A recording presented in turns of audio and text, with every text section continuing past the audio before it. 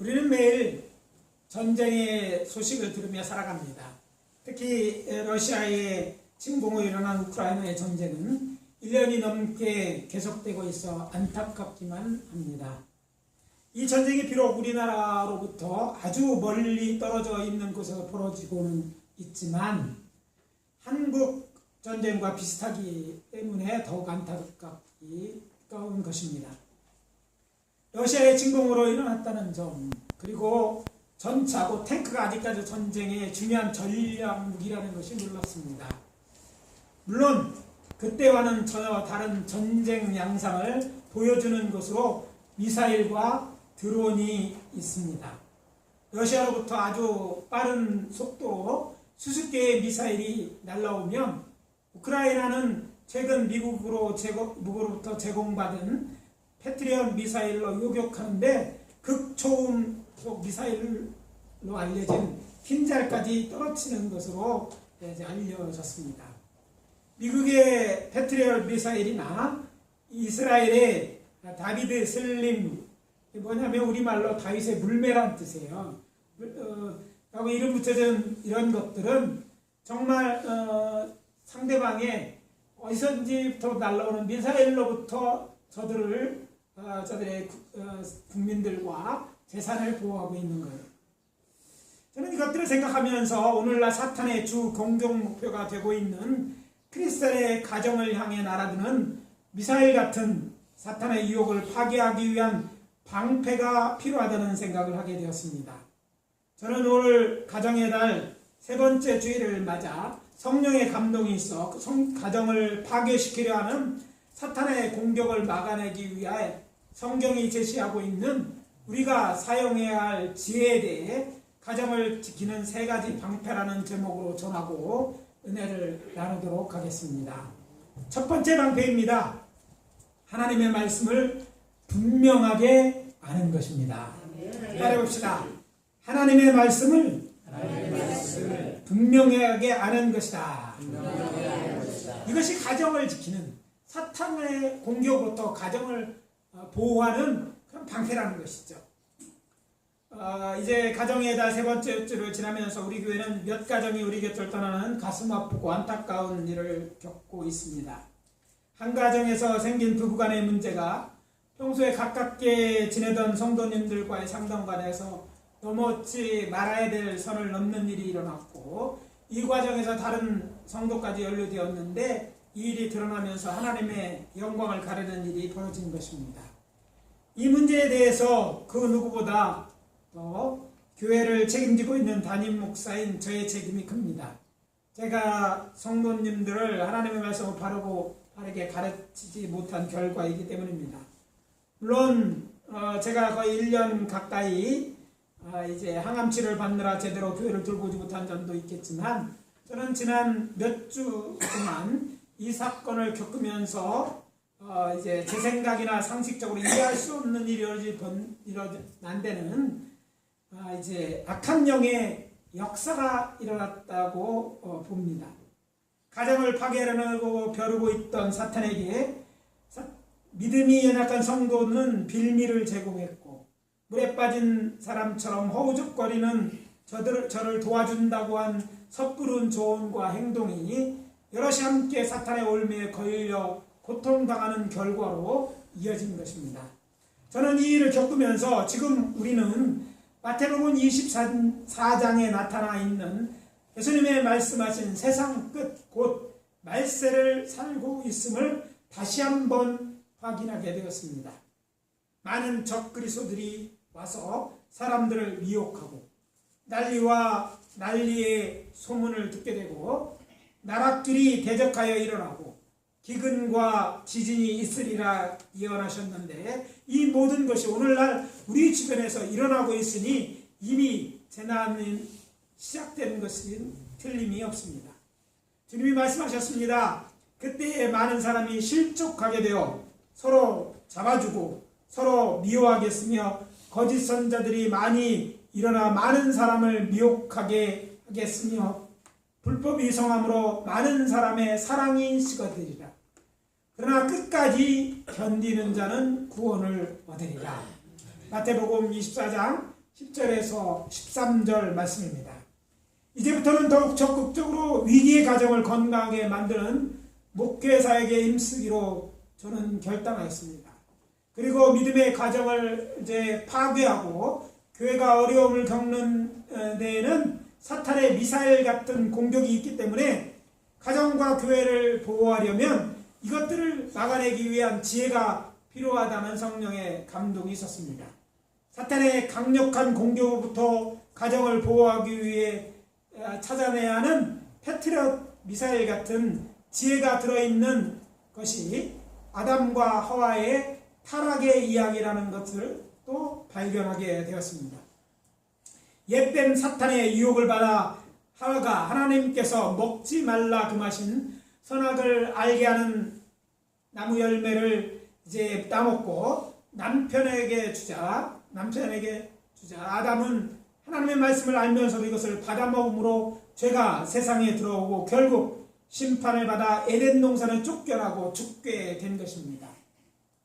인류에게 죽음이 운명이 된 이 엄청난 사건을 추적해 나가다 보면 이 일의 발단이 인류 최초의 가정인 아담과 해에서 비롯된 것임을 확인할 수 있습니다. 물론 성경은 그 직접적인 원인에 대하여 침묵하고 있지만 말입니다. 창세기 3장에 기록된 아담과 하와가 사탄의 유혹에 빠져 선악을 알게 하는 나무 열매를 따먹고 죄인이 된 이 사건을 깊이 묵상해 보면 이런 의구심이 듭니다. 어떻게 이들은 하나님 말씀을 듣지 않고 뱀, 곧 사탄의 말을 듣고 먹어보지 못한 과일을 발견하고 먹어보듯이 선악과를 따먹을 수 있었을까? 사탄이 그녀에게 하나님이 참으로 너희에게 동산 모든 나무 열매를 먹지 말라 하시더라 물었을 때 하와는 이렇게 대답합니다. 3장 2절과 3절입니다. 동산 나무의 열매는 우리가 먹을 수 있으나 동산 중앙에 있는 나무 열매는 하나님의 말씀에 너희는 먹지도 말고 만지지도 말라. 너희가 죽을까 하노라 하였느니라. 하나님께서는 아담에게 선악을 알게 하는 나무 열매는 먹지 말라. 내가 먹는 날은 반드시 죽으리라고 말씀하셨음에도 하와는 놀랍게도 먹지도 말고 만지지도 말라고 그리고 너희가 죽을까 하노라고 애매하게 대답한 것입니다. 하나님 말씀을 제대로 알지 않고 임의대로 거기에 더하고 다르게 알므로 사탄의 유혹에 빠지게 된 것입니다. 이렇게 대답하게 된 데는 두 가지 가능성이 있을 수 있습니다. 아담이 하와에게 잘못 가르쳤거나 아담은 바르게 알려주었으나 하와가 다르게 알아들을 것이다. 그러나 진리를 떠나서 정말 이해가 안 되는 것은 아담의 행동이었습니다. 하와가 사탄의 말에 속아 선악을 알게 하는 나무를 따먹고 남편 곧 아담에게 주었을 때 아무런 말이나 꺼리낌도 없이 그도 받아 먹었다는 것입니다. 자기와 함께 있는 남편에게도 주매 그도 먹은지라. 창세기 3장에 하나님이 심판하시면서 내가 내 아내의 말을 듣고 내가 내게 먹지 말라 나무 열매를 먹었은즉 이라는 말씀이 있는 것을 보아 하와가 아담에게 선악과를 주면서 먹으라고 권한 것을 알 수 있습니다. 그러고 보니 아담과 하와의 타락에는 둘 중 어느 하나가 가해자이고 다른 이는 피해자라 할 수 없습니다.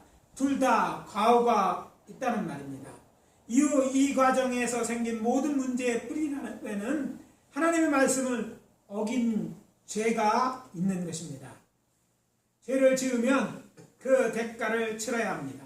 물론 이 세상에는 죄를 짓고도 드러나지 않는 죄가 있고 모든 사람이 공정하게 죄값을 치르는 것도 아니지만 하나님께서는 사람이 지은 죄에 합당한 죄가를 치르게 하시는 분입니다. 하나님은 다 아시고 계시고 죄가를 치르게 하실 능력도 있습니다. 여호와 하나님은 공의롭고 전능하신 하나님이시기 때문입니다. 여기서 타락한 아담의 가정에서 일어난 일들을 생각해 볼 필요가 있습니다. 저들은 죄인이 되어 하나님 앞에 당당히 설 수 없게 되었고 하나님 앞에서 심판을 받아 죄의 대가를 치러야만 되었습니다. 이뿐이 아닙니다. 에덴 동산 곧 낙원에서 쫓겨나게 되었고, 남자인 아담은 이제는 평생도록 땀을 흘리고도록 수고하여 먹을 수 있게 되었고, 여자들은 임신한 고통이 크게 더하여졌고 또 수고하여 자식을 낳게 되었습니다. 그렇게 살다가 결국은 어떻게 됩니까? 죽어 흙으로 돌아가야만 가야 했습니다. 그러니까 죄를 지음으로 아담의 가정은 고생 끝 행복 시작이 아니라 반대로 행복 끝 고생 시작이 된 것입니다. 이야기를 듣고도 하나님의 말씀을 어기는 죄를 지으려 하십니까? 얼마나 더 많은 대가, 큰 대가를 치르려고 하는 것인가요?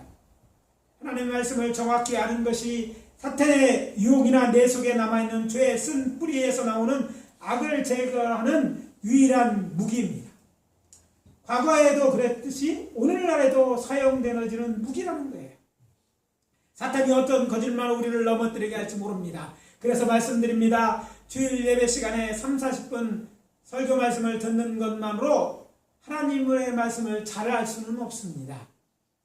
그래서 말씀드립니다.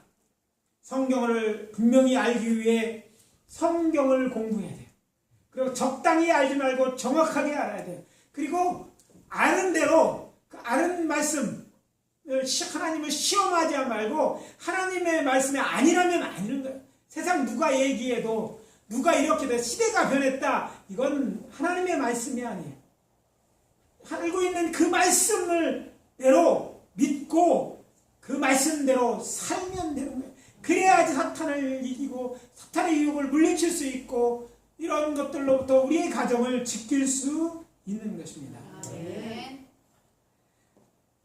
목사인 저에게나 다른 목회자가 물어봐도 볼 수 있지만 그러나 내가 아는 것이 중요해요. 그래서 그런 일들이 필요한 것이죠. 그래서 우리 교회 저 같은 이제 목회자리 있다는 것은 바로 이런 일을 하라고 있는 것이에요. 그래서 언제든지 묻고 궁금하고 묻고 아닌지 확인하고 확실히 알게 되시기를 예수 그리스도로 축복합니다.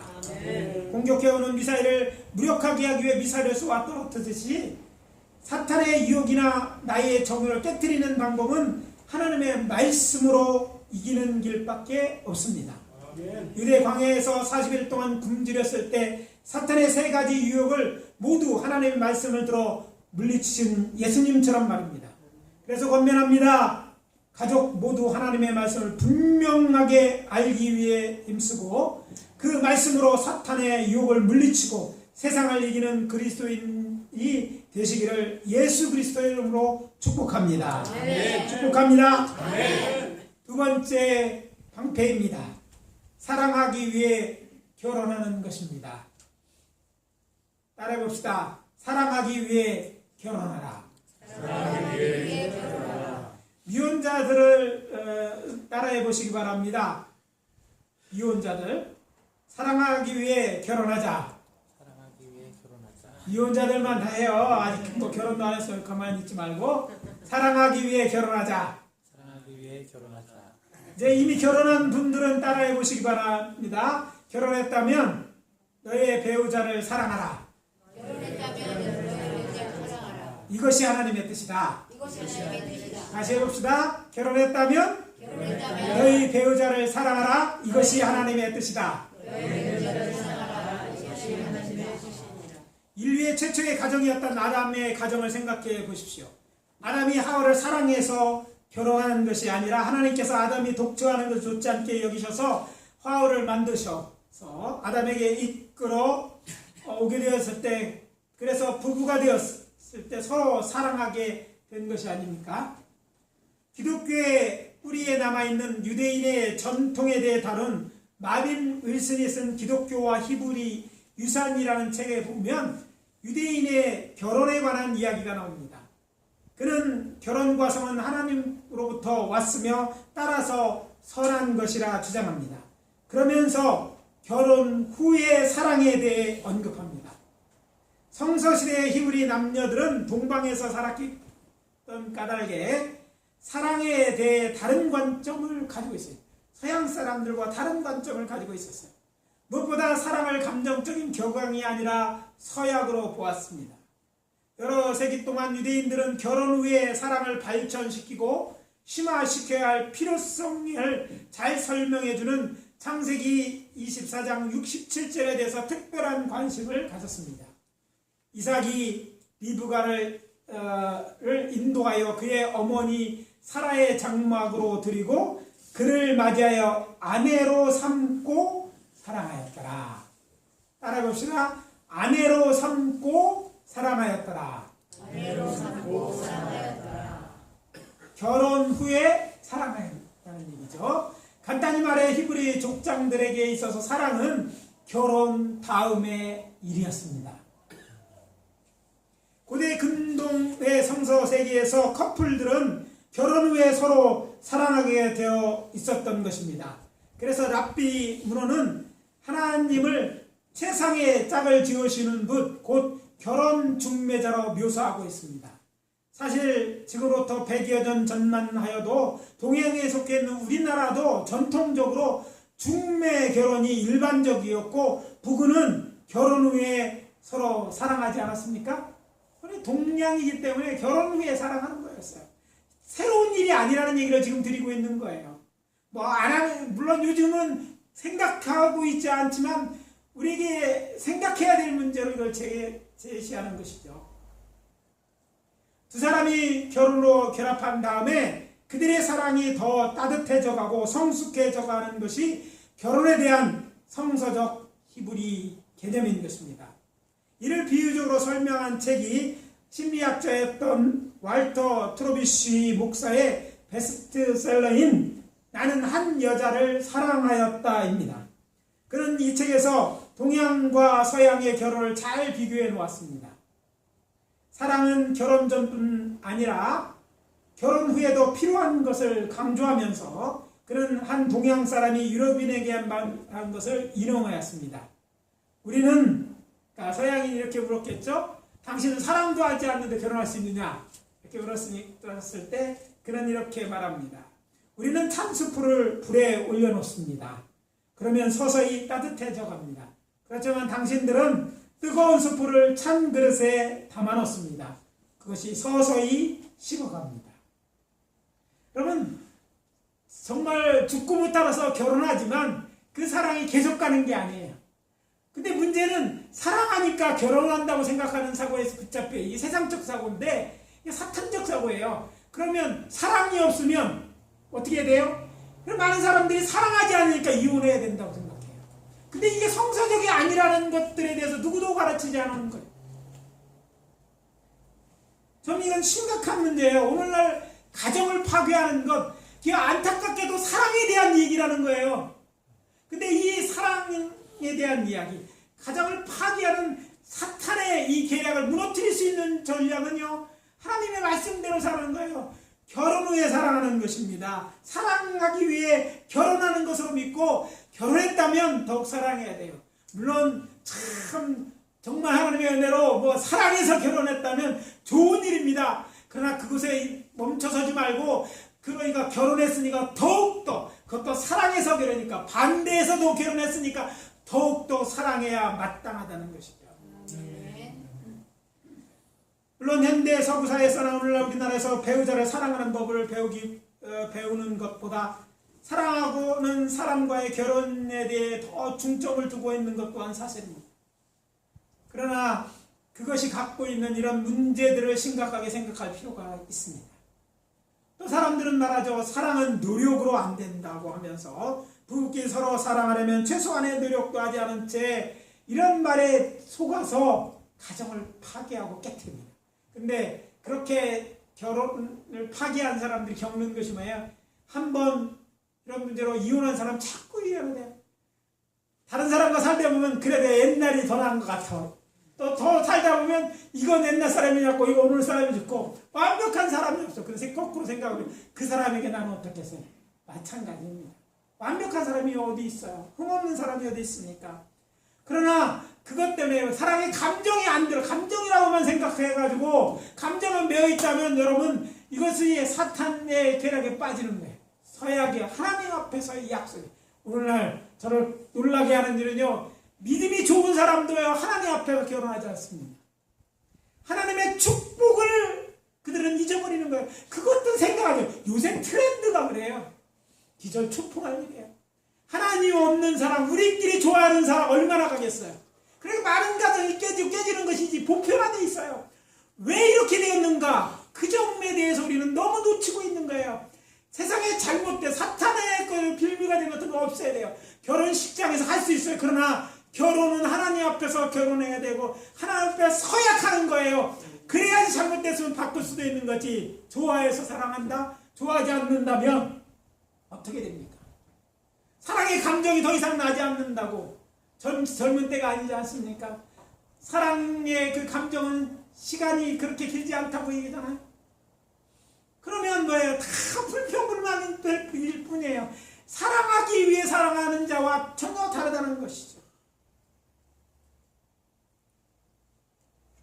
사랑하지 않기 때문에 부부가 헤어지는 것은 하나님의 뜻이 아닙니다.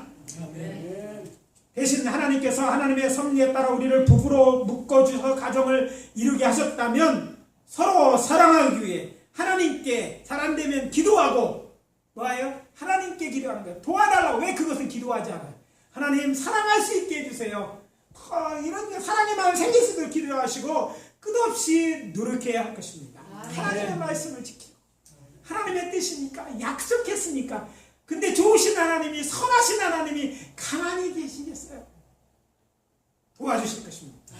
나빈 윌슨의 지적처럼 현대 기독교인들의 결혼에 있어 이 두 가지는 다 중요함에도 불구하고 설교나 가르침, 문학을 보면 결혼식 후에 꼭 피워야 할 사랑의 필요성에 대한 강조가 절대적으로 부족하다. 그의 말에 저는 공감합니다. 모든 드라마를 보세요. 결혼하는 데가 끝이야. 그러면서 결혼은 무덤이다. 사랑의 무덤이다. 다 그런 것에만 있어요. 당연하고 뭐 그런 것입니다.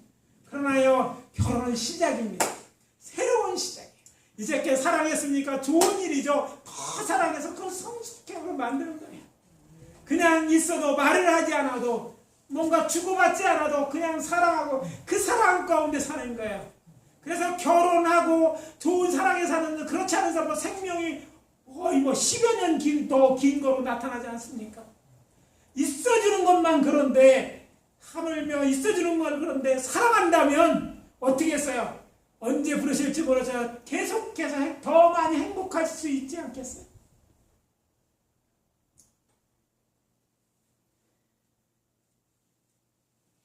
결혼 후에 여러분의 사랑을 더욱 아름답게 꽃피우게 되시기를 권면하고 축복합니다.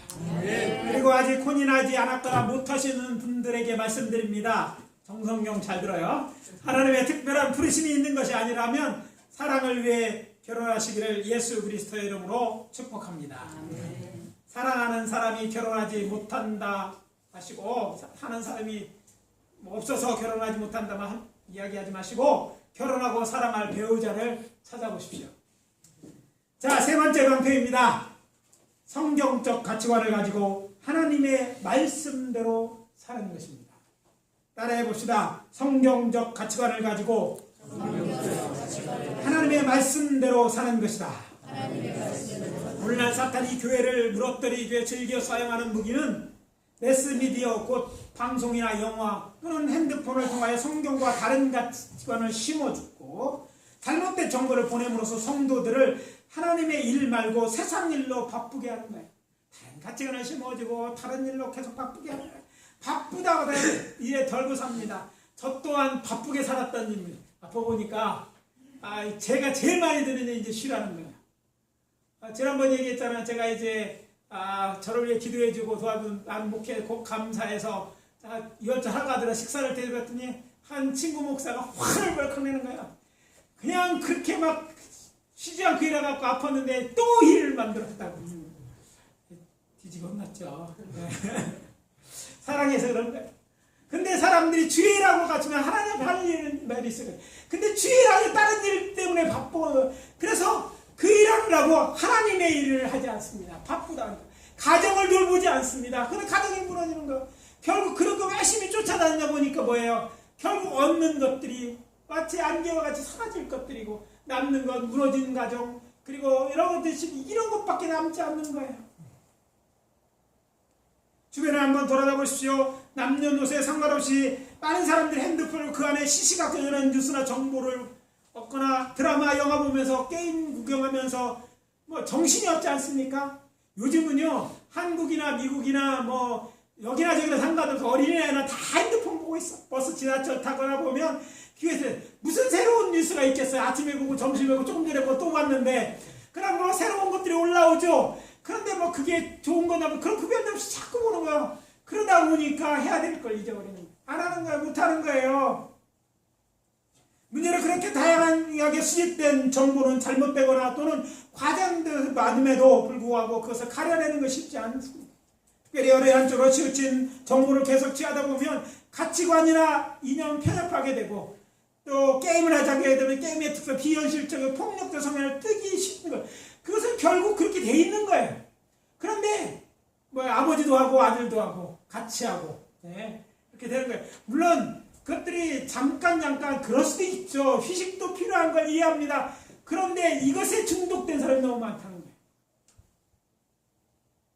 더 심각한 것은요, 사도행전 요한 1서 2장 15절에서 세상이나 세상에 있는 것을 사랑하지 말라 하였음에도 불구하고 적지 않은 성도들이 이런 환경에 개성도 틀됨으로써 성격적 가치를 잃어버리고 육체의 욕심을 따라 세상으로부터 온 육신의 정욕, 안목의 정욕, 이산자를 쫓아 살아감으로써 영적인 힘을 잃거나 안타깝게도 하나님을 따라 다시 세상으로 돌아가 멸망의 길로 걸어간다는 것입니다. 세상을 다시 살아가는 거예요. 세상에 좋다는 것, 인기 있는 것, 모두가 부러워하는 것, 자신을 높이는 것들은요, 일시적으로 내 육신의 욕망을 채워줄 수는 있겠지만 믿음과 멀어지는 길이며 결국 실족하는 일입니다. 그렇다면 어떻게 해야 사탄의 계략을 깨뜨리고 사탄의 공격을 막아낼 수 있을까요? 에베소 6장 10절 이하가 답입니다. 하나님의 전신갑주를 입고 성령의 곧 하나님의 말씀을 가지고 나가 하늘에 있는 악의 영들을 상대하여 싸워 이기는 것입니다. 하나님의 전신갑주를 취하라. 이는 악한 날에 너희가 능히 대적하고 모든 일을 행한 후에 서기 위함이라. 그런즉 서서 진리로 너희 허리띠를 띠고 의의 호심경을 붙이고 평안의 복음이 준비한 것으로 신을 신고 모든 것 위에 믿음의 방패를 가지고 이로써 능히 악한 자의 모든 불화살을 소멸하고 구원의 투구와 성령의 곧 하나님의 말씀을 가지라. 에베소서 6장 13절에서 17절 말씀입니다. 제가 성경적 가치관을 가지고 말씀대로 사는 것이라 말한 것은 진리의 띠를 띠고 의의 오심교를 붙이고 복음을 전하는 것입니다. 그 모든 것에 믿음을 더한 후에 사탄의 것을 드러내고 계획을 깨뜨리는 무기 곧 하나님의 최신 병기에는 하나님의 말씀을 갖추는 것입니다. 의로우신 예수님의 말씀의 능력은 모든 사탄의 역사를 파괴할 만큼 강력한 것임을 잊지 마십시오. 참고로 믿는 자가 선포하는 말의 권세와 능력은 그가 얼마나 하나님의 말씀대로 살았느냐에 따라서 다르게 나타납니다. 초대 예루살렘 교회의 감독이었던 야고보는 말합니다. 의인의 간구는 역사하는 힘이 크니라. 야고보서 5장 16절입니다. 기도함으로 성령 충만하십시오. 예수님처럼 하나님께서 우리와 함께 하시고 성령의 역사가 강하게 나타나기 원한다면 하나님의 말씀대로 살아야 합니다. 아멘. 선한 일에 힘써야 합니다. 아멘. 그래야만 우리가 선포하는 말씀에 능력이 있어서 사탄의 어떤 공격이라도 무력화할 수 있음을 명심해야 할 것입니다. 아멘. 이제 오늘 말씀을 마무리합니다. 우리의 가정을 지키는 세 가지 방패는 이것입니다. 하나님의 말씀을 분명하게 하는 것입니다. 사랑하기 위해 결혼하는 것입니다. 그리고 성경적 가치관을 가지고 하나님의 말씀대로 사는 것입니다. 이것이 그리스도인이 잘 사는 방법입니다. 그렇게 믿고 그렇게 살아가기로 다짐하는 분들만 큰 소리로 아멘. 아멘. 잠깐 기도하도록 하겠습니다. 1분 2분 동안만 여러분 이 말씀을 통해 오늘 여러분에게 부딪히거나 도전이 되는 말씀이 있다면 잠시 기도하고 제가 마무리 기도하도록 하겠습니다. 다 같이 동성으로 기도합니다. 아버지 하나님 주의 은혜와 사랑 감사합니다. 아버지의 가정이 깨어져서 아버지의 교회에 있는 아버지의 어려움을 던져보면서 가정을 지킬 수 있는 이 세 가지 방법에 대해서 알게 하시니 감사하고 전하게 하시니 감사하였습니다. 아버지가 들은 대로 깨닫게 하시고 아버지 하나님이여 이제 이런 지혜를 갖고 이런 무기를 가지고 악한 영의 아버지 권세를 깨뜨려서 우리의 가정을 지키고 아버지의 건강한 가정을 이루고 건강한 교회가 되어줄 수 있도록 축복해 주시옵소서. 아버지를 깨닫게 하셨습니다. 아버지를 듣는 것으로 만족하지 않게 도와주시고 아버지 이렇게 살지 못한 과거에처럼 살지 아니고 이제는 그리스도인답게 이제는 성숙한 그리스도인답게 아버지로 변화하여 새 사람이 되고 아버지 하나님이여 이 어느새 말세를 아버지 하나님이여 이기며 살아가는 사탄의 유혹과 공격을 막아내며 가정을 지키고 교회를 아버지 세워나가는 저희들 되어줄 수 있도록 인도해 주시옵소서. 아버지 하나님 주의 은혜와 사랑을 감사합니다. 말세를 살아가는 우리들이 이제 가정을 파괴하려는 이런 악한 영의 공격으로부터 아버지 우리 가정을 지켜내고 교회를 지켜내고 할 수 있는 이런 아버지 하나님 무기로서의 하나님 말씀을 주시니 감사합니다. 이 말씀에 마음에 새기고 아버지 하나님 그래서 이제는 가정을 지키는 파수꾼들이 되게 도와주시옵소서. 아버지 하나님 그래서 아버지 하나님 가정을 지켜낼 뿐 아니라 아버지 하나님 그 가정이 행복한 가정이 되어지고 아버지 하나님 사랑이 넘치는 가정이 되게 해주시고 하나님 축복이 넘치는 가정이 되게 인도하여 주시옵소서. 예수 그리스도 이름으로 축복하며 기도합니다. 아멘.